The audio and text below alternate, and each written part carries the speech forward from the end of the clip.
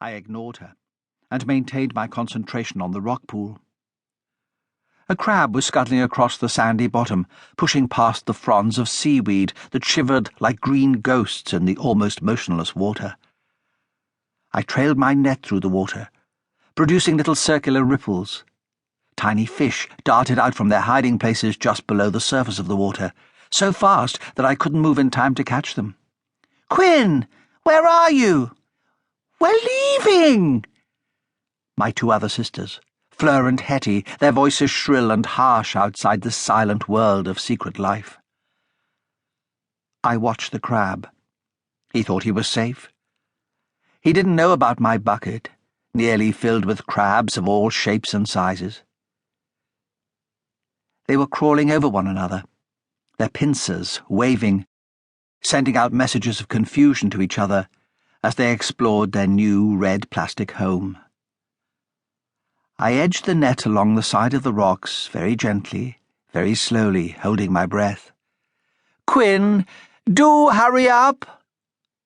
My mother's voice, strong and authoritative, carrying easily across the nearly empty beach. Breathing out, I raised the net from the water and let the crab escape. Strands of seaweed, tiny pebbles, diamond drops of sea water were trapped in the holes. I whipped it through the air to shake off the water and emptied the bucket back into the pool. "Off you go," I whispered to the crabs. "Be more careful next time."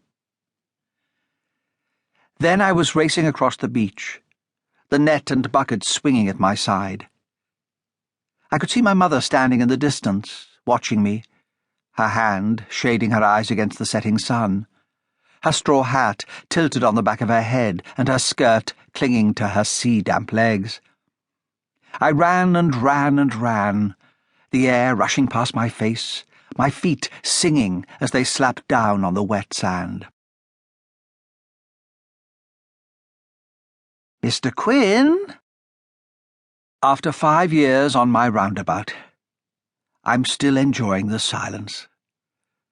And I resent the ease with which I've been dragged backward. I've become accustomed to the calm, uncomplicated present, where nobody ever calls me. "Mr. Quinn, are you there?" I'm not surprised she can't find me. The roundabout is so big that traffic lights have been installed to control the drivers as they come on and off the motorway. The trees were here long before the roads, once part of an extended wood, and the unknown bureaucrat, who made the wise decision to preserve as many as possible, should be officially congratulated. She emerges from the trees, a slight skinny girl with dark hair tucked into a woolly hat. 2 red dots stain her pale cheeks. She can't possibly be more than 14 years old. She sees me and starts. "Oh," she says, "I didn't know I was so close." She's not wearing gloves, and her hands dither with the cold as she pushes her bag back on her shoulder. A few twigs have got caught in the fur collar of her cream coat. "I'm sorry, I got a bit lost." "I hope that's not real," I say. She looks confused. "The collar. I hope nothing died to keep your neck warm." She quickly realizes what I'm talking about. "Oh no, I'm with you on that one.